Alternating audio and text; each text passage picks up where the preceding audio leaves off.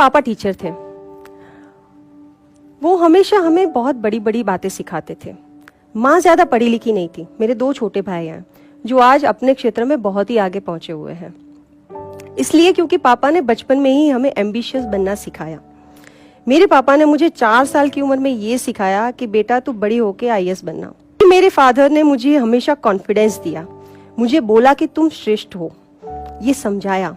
हालांकि हर बाप के लिए अपना बच्चा श्रेष्ठ ही होता है, लेकिन इन छोटी छोटी बातों से मेरा कॉन्फिडेंस डेवलप हुआ। मैंने फिर ओपन यूनिवर्सिटी से ग्रेजुएशन किया। महज 1000 रुपए की तनख्वाह से शुरुआत की थी, छोटी सी स्कूल में पढ़ाने का। उस वक्त मैं कॉम्पिटिटिव एग्जाम्स की तैयारी कर रही थी। मैंने गुजरात पब्लिक सर्विस कमीशन का मेंस क्लियर कर लिया था। उस वक्त मेरी शादी एक एनआरआई से हो गई, लेकिन मेरे हस्बैंड नहीं चाहते थे कि मैं जीपीएससी का इंटरव्यू दूं। मैंने हालात के साथ सारे समझौते किए। मैंने सोचा ठीक है, क्योंकि उनको न्यूजीलैंड रहना था। उन्होंने बोला नहीं नहीं, ये इंटरव्यू नहीं देना है। मैंने सोचा ठीक है, हालात के साथ सारे समझौते किए, कहीं कहीं से, क्योंकि मैं उनको प्यार भी करती थी। लेकिन क्या होता है जब आपको प्यार करने वाला इंसान आपको छोड़ के चला जाता है, वो स्पेशली जब आपका पति है। न्यूजीलैंड जाने के बाद उन्होंने मुझे बिल्कुल फोन नहीं किया। शादी के महज 15 दिनों के बाद न्यूजीलैंड चले गए थे। उसके बाद मेरी उनसे कभी बात नहीं हुई। बहुत बड़ा झटका लगा था, टेंशन भी था, सिर्फ अपना ही नहीं, मम्मी पापा का भी, क्योंकि उनकी बेटी की दुनिया भी डामाडोल हो चुकी थी। उनको भी झटका लगा था कि एकदम से क्या हो गया हमारी बेटी के साथ। सारे परिवार वालों को, सारे समाज को आप क्या जवाब दोगे, क्या बोलोगे? कहाँ है आपका पति? उस वक्त मुझे लगा कि बचपन में पापा ने जो मुझे सिखाया है वो सपना पूरा करने का समय आ चुका है, और हालात भी थे। लेकिन वो डिसीजन इतना आसान नहीं था। मैंने यूपीएससी की प्रिपरेशन करने का फैसला किया। जब फैसला किया, शुरुआत में मेरे पास नौकरी नहीं थी, कोई फाइनेंशियल सपोर्ट नहीं था।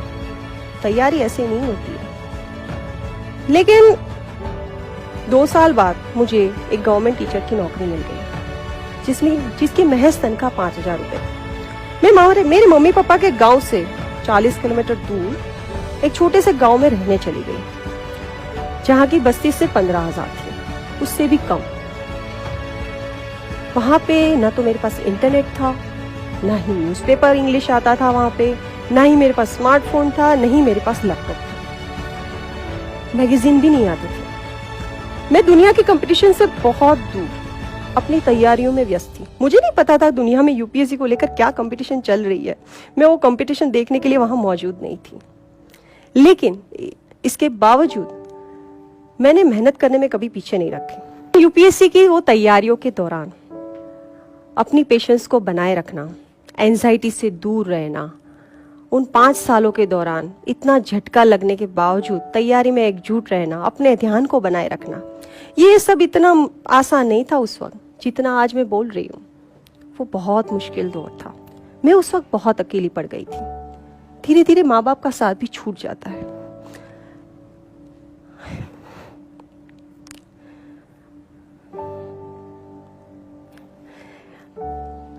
कभी कभी मैं सैटरडे संडे भी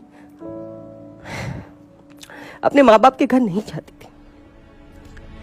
मुझे ये भी ख्याल आते थे कि ये लोग मेरे बारे में क्या सोचते होंगे, कि मैं ऐसा क्यों कर रही हूँ, मेरे पति कहाँ है। मेरे पास कोई जवाब नहीं था।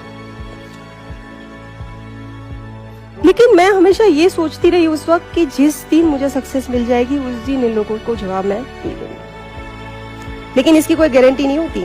UPSC is not a guarantee. तो ऐसा क्या था जो मेरे को एकजुट करे रखा? ऐसा क्या था जिसने मेरे हौसले को बनाए रखा?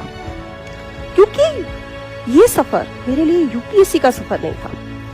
मेरे लिए ये सफर मेरे आत्मसम्मान को वापस पाने का सफर था। और एक स्त्री जब अपने आत्मसम्मान को वापस पाने के लिए आगे बढ़ती है तो उसको कोई नहीं रोक सकता।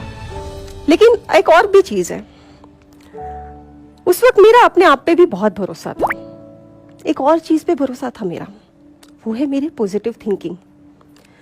मैं दुनिया में किसी भी चीज को, जिंदगी में किसी भी चीज को इम्पॉसिबल नहीं मानती, कभी नहीं मानती। मैं ये मानती हूं कि जो आप सोचते हो आप बनते हो। Thoughts become things. जिस दिन आप ये भरोसा अपने आप को दिला दोगे उस दिन आपको सफल होने से कोई नहीं रोक पाएगा। और मैंने अपनी जिंदगी में जो सोचा, जैसा सोचा, उसको पॉजिटिव तरीके से सोचा, तो वो सच में पॉसिबल हुआ। सफलता पाने के लिए मैं 3 चीजों को बहुत ही अहमियत देना पसंद करती हूँ। सबसे पहला, डिटर्मिनेशन। आपको डिटरमाइन होना पड़ेगा, कभी गिव अप नहीं करना है। जिंदगी में जो कभी गिव अप नहीं करता वही सफल होता है। दूसरी चीज, हार्डवर्क। आपको बहुत हार्डवर्क करना है। हार्डवर्क का कोई भी रिप्लेसमेंट नहीं होता है जिंदगी में। और तीसरा, पेशेंस। उस हार्डवर्क के समय में भी आपको अपनी पेशेंस बनाए रखनी है। वो पेशेंस ही आपको आगे ले जाएगी।